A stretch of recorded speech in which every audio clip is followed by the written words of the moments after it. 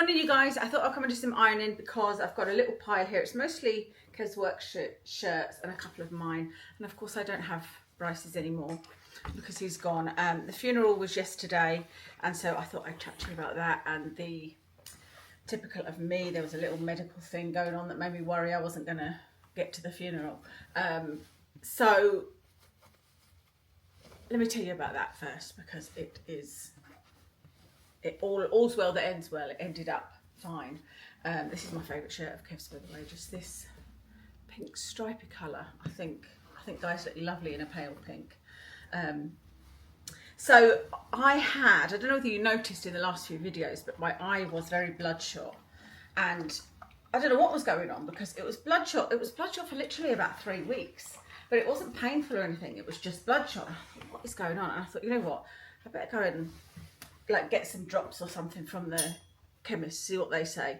And I went and asked, and I said, can I, what I wanted was, I think it's called chlorphenicol, something like that anyway, for what I assumed was an infection. Everything I'd looked up, you know, as we do, go to Dr. Google. I hadn't actually asked ChatGPT. I do sometimes put photos up just to get ideas of things with Watson.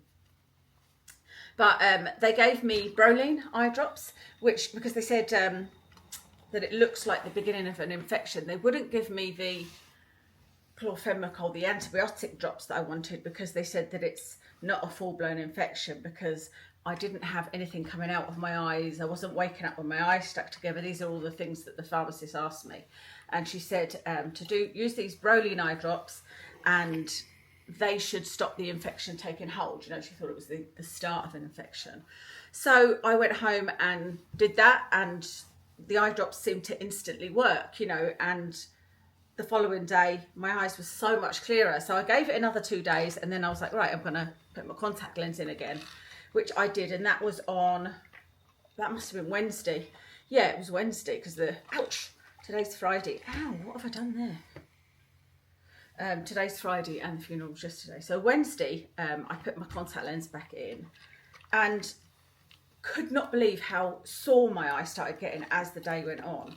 So I took my contact lens out, and my eyes were getting more and more bloodshot again, and I was like, oh, this is ridiculous. What's happening? And I was like, God, I hope, you know, I don't want anything to get too bad with obviously going to the funeral. And I was like, it's just a bloodshot eye, like how bad can it get? But oh my goodness, honestly, you guys, by the end of the day, I was in so much pain, and I was freaking out, because obviously Kev was, you know, not in the greatest place with having the dread of the funeral. He actually left work early because he just couldn't concentrate on anything, and I was freaking out, and I was saying to him that actually it felt like I had something in my eye, and I said, I don't think it is like the bloodshotness. I think it might just be something separate to that, you know. And he didn't agree. He was saying, no, I don't think so. He said, because the problem with your eyes is, he said, that's all that, I don't know where he's got this from, because it's me the one with the medical knowledge, but he said that all they can feel is as if something's in their eye, like they don't feel like heat or burning or, you know, anything like that. He said it will just feel like you've got something in your eye, but actually it's just an eye infection of, you know, the cornea or whatever. Anyway, what I forgot to tell you was that when I came away from Boots, the chemist, and speaking to the pharmacist, I did actually order online some eye drops from, I don't know whether it wasn't Lloyd's, it was something like that though, maybe Express Healthcare, because what they'd said was if the Broline didn't work and my eye did start getting crusty, I think to use these other drops to come back to them, and they would give me the chlorphenicol. Well, I thought, well, let me order them online, or see if I can order them online, and then at least I've got them here and I don't have to try and go back to Boots. So I ordered them. It was actually really easy. I didn't have to, you know, I didn't have to be deceitful or anything to get these drops, because it asked one question. There was a few questions, but one of the questions was, are your eyes irritated / bloodshot / have discharge coming from them, or something like that, you know? And I thought, oh, well, that's good, because I don't have anything coming from my eyes, but they are dry and irritated, or whatever the question was it was asking. So I did that, and I actually got this chlorphenicol through the post. So I was like, well, that's good. If it does turn into an infection, I've got that. So, like I said, here I am telling Kev that it doesn't feel like it's anything to do with that. It just feels like I've got something in my eye, and I was getting more and more wound up, because you know, the feeling of having something in your eye, it was like that, but like 10 times worse. And I was just, it was so painful every time my eyelid touched my eye, and it wasn't like, this was in the evening. Like, we looked up the eye hospital, that closed at 9 o'clock. This was happening must have been about 10 to 9. So we were like, there's no way we're going to make the eye hospital. Because every time I could hold my eye like that, hold my eyelid sort of off of my eye, and it felt better. So I said to Kev, right, you're going to have another look, because he'd already had a look with a torch and everything. I said, you're going to have another look, because as soon as my eyelid touches my eye, it's hurting. I said, I'm not even going to be able to sleep, because closing my eye was painful, you know. So he got his torch out, and off we went to the light, you know, to the big light to have a look. Isn't that lovely, that shirt?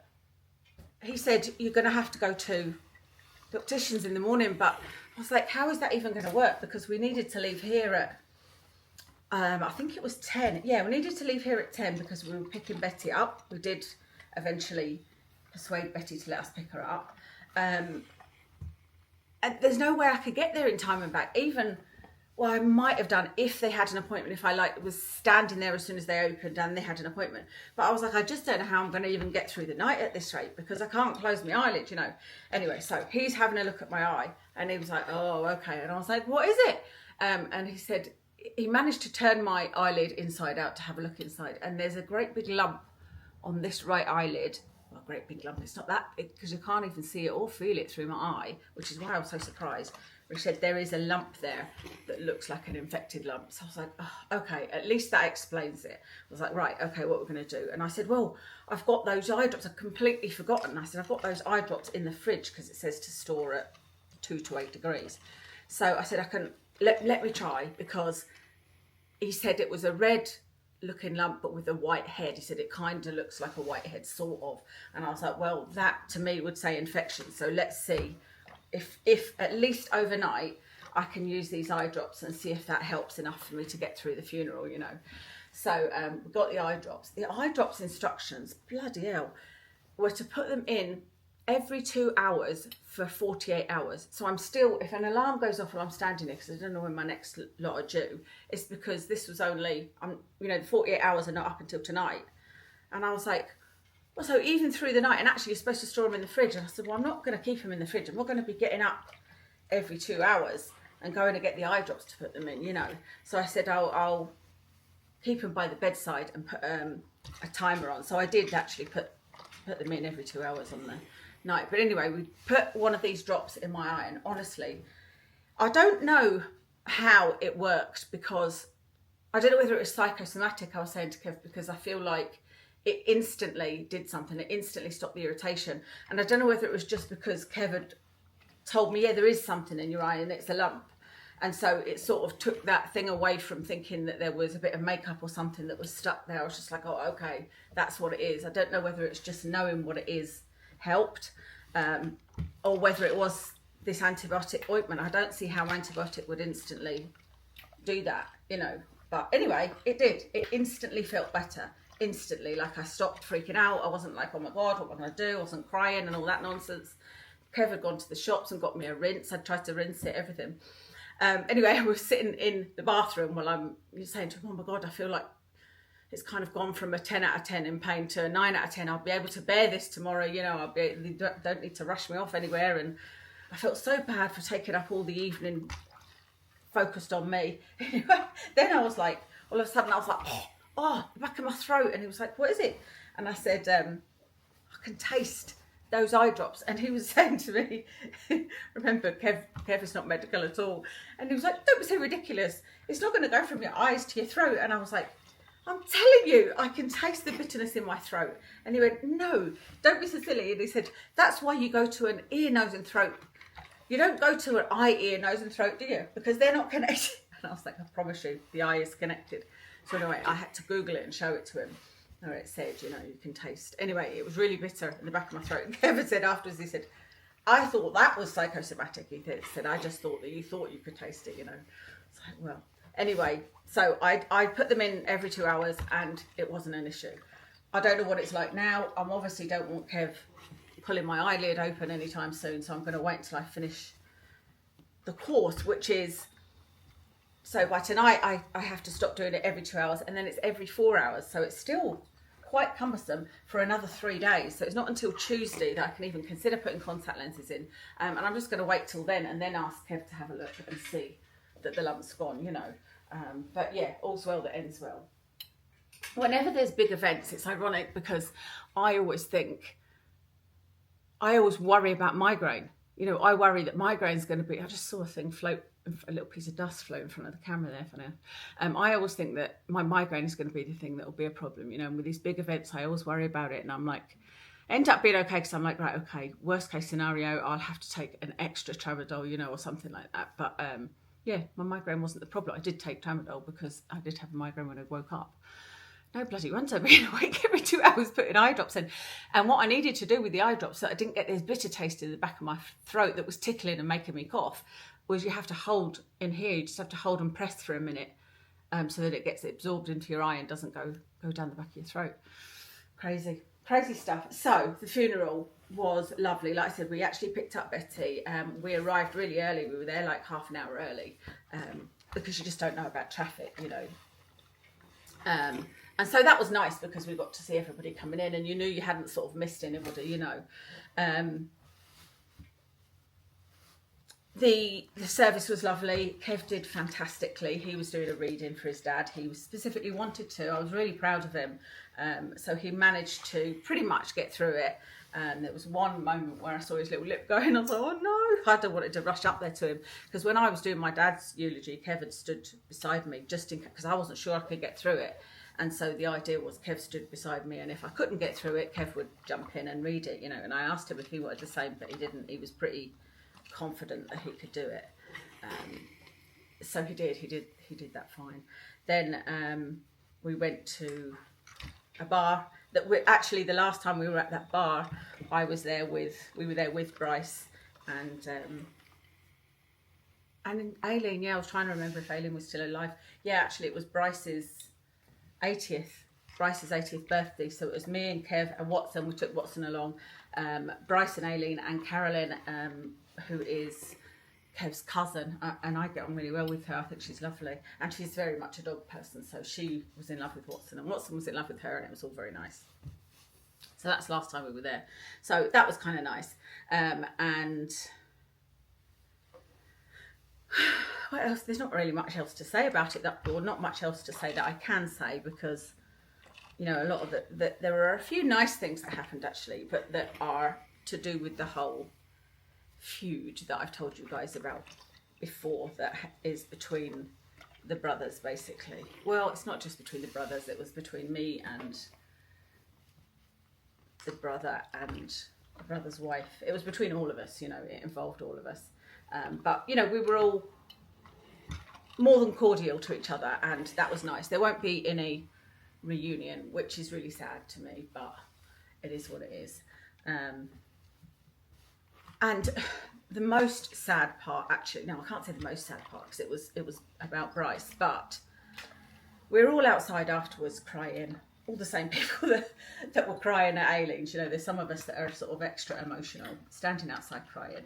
And I was talking to this girl, Wendy, her and I were kind of crying our eyes out at Aileen's and comforting each other.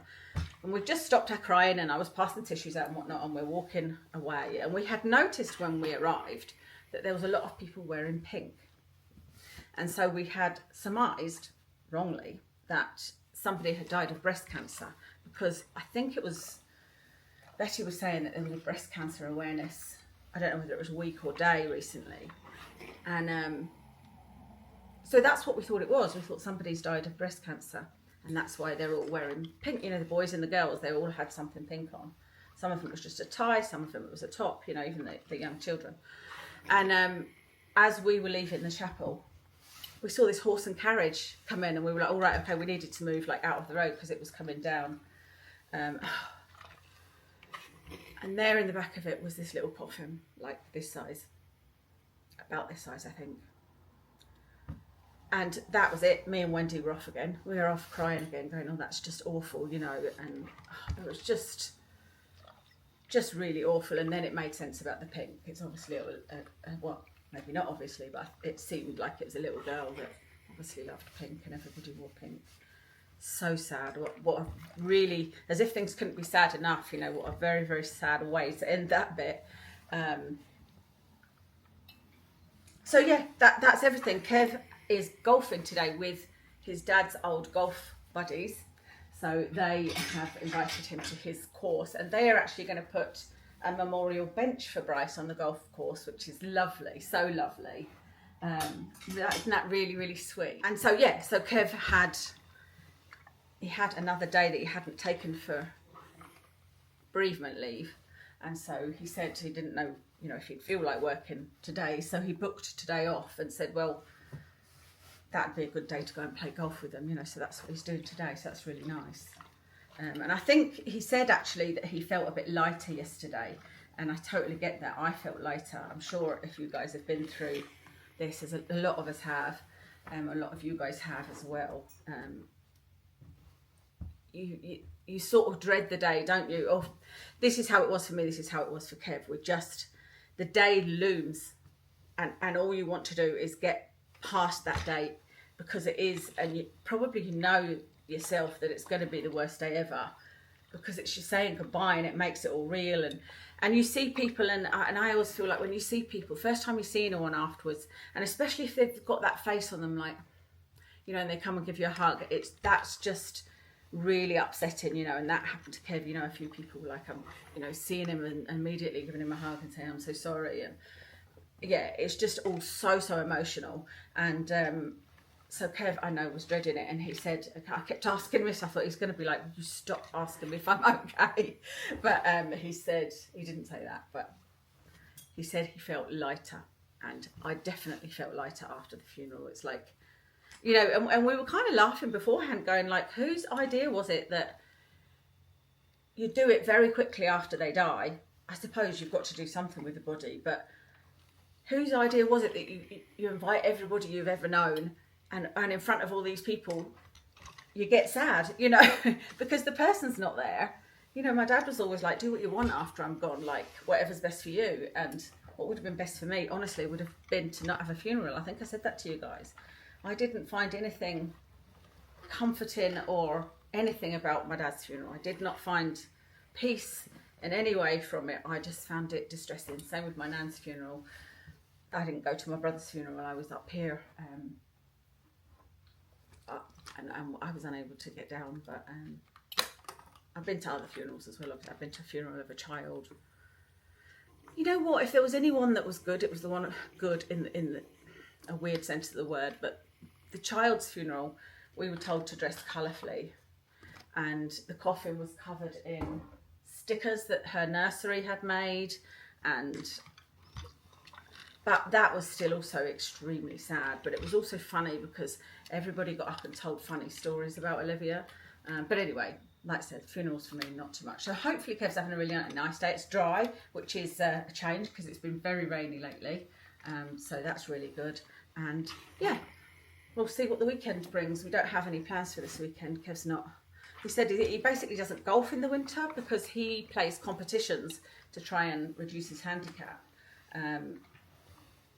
And his two, I reckon he might play with his pal Jeff actually.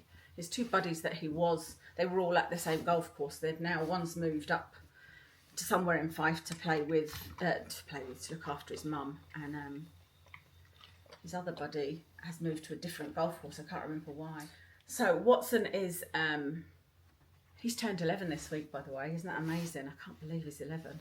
But Watson is with the walker just now. This is a kind of test and see day that might just break my heart. But I think he'll be fine because they're in flat. They're going to the beach. But he hasn't been keeping up very well when he goes with this particular walker. And she's had to put him on lead, which I just don't, that's not what I want for him. I want him to have an off-lead walk. You know, they're in an area where he can be off lead, he never runs away, and so there's no need for him to be on lead, but it's just that she walks so fast because she has young dogs, so she needs him to keep up with her. There are other walkers, but it's just all done on a schedule, so you can't guarantee which walker you're going to get, you know, but we'll see how he gets on today, and we'll just have to have a think about what to do.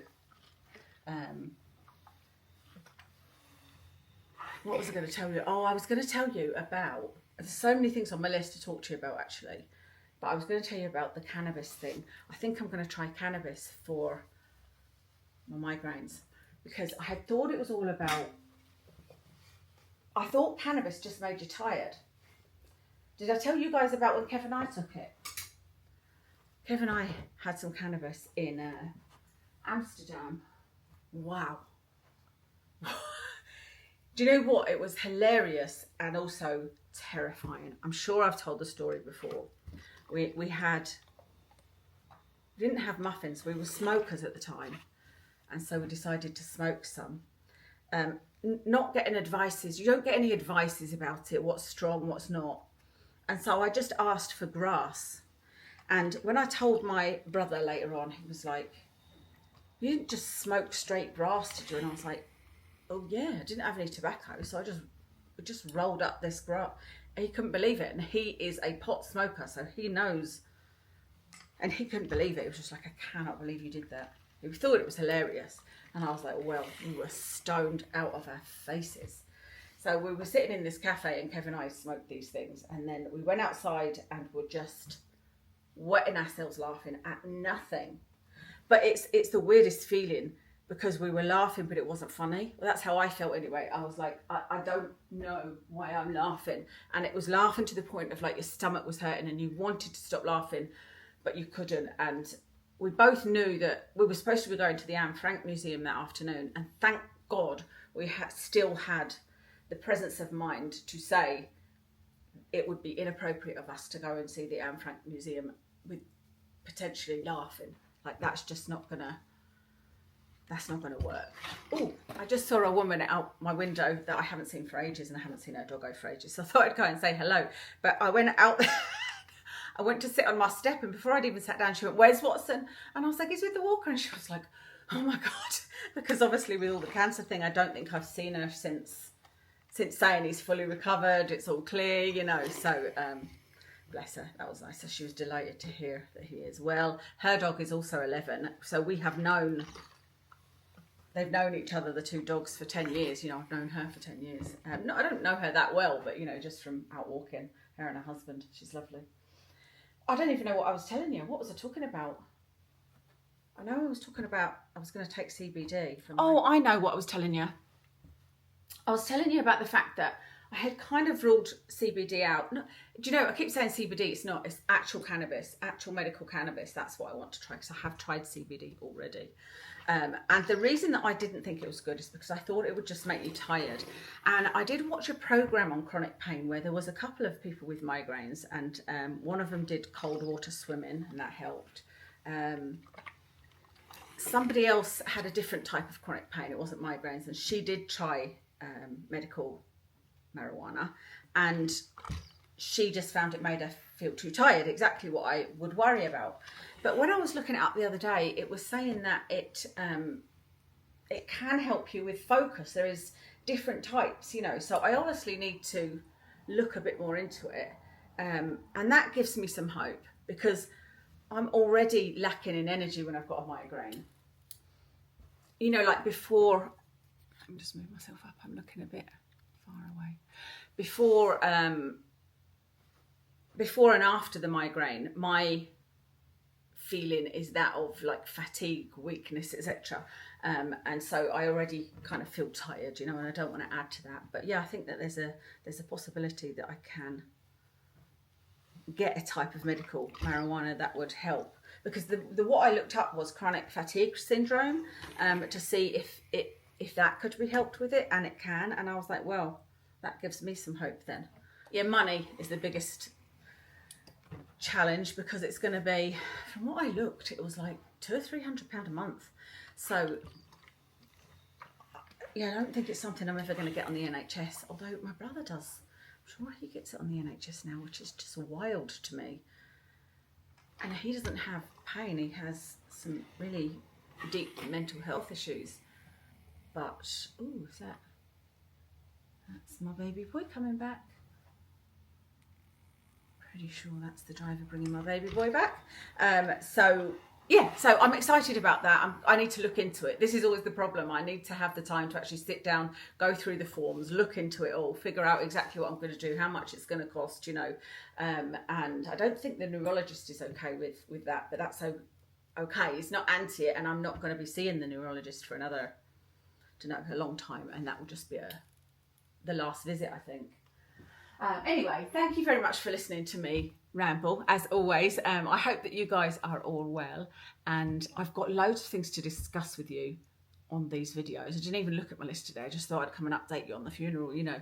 But I also want to finish my empties. I've got to do the makeup lot, remember, so I need to do makeup empties, and I want to talk about the number 7 skincare that I got that isn't that great. I want to try that, The Ordinary Volufine, and do a review on that. So I've got a fair few things that I would love to talk to you about. But yeah, I hope you're all well. Thank you for watching. I'll speak to you soon.